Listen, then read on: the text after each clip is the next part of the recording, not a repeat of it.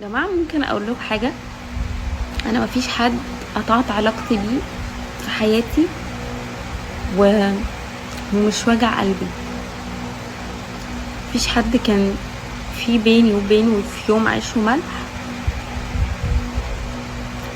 وفراقه مش حاسس قوي في نفسيتي كده ووجع قلبي من جوه.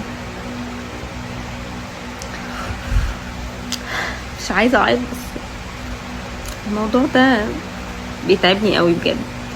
مفيش حد بيني وبينه ذكرى حلوه غير وانا بفتكره دايما.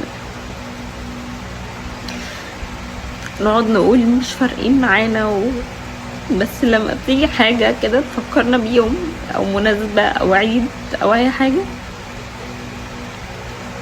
بنقول يا ريتهم موجودين، يا ريتهم في وسطنا، يا ريتنا لسه بنتكلم.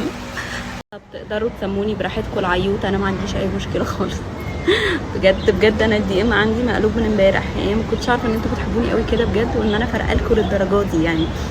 بس الحمد لله بجد، الحمد لله على وقفتكم معايا حتى بالكلام الحلو ده اللي هو هون عليا كتير كتير كتير قوي، فربنا يخليكم ليا.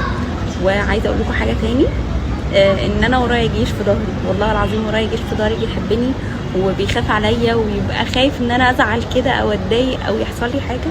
فبجد ربنا يخليكم ليا ويا رب كده يرزقكم اضعاف ما بتتمنوا ويحقق لكم كل اللي نفسكم فيه.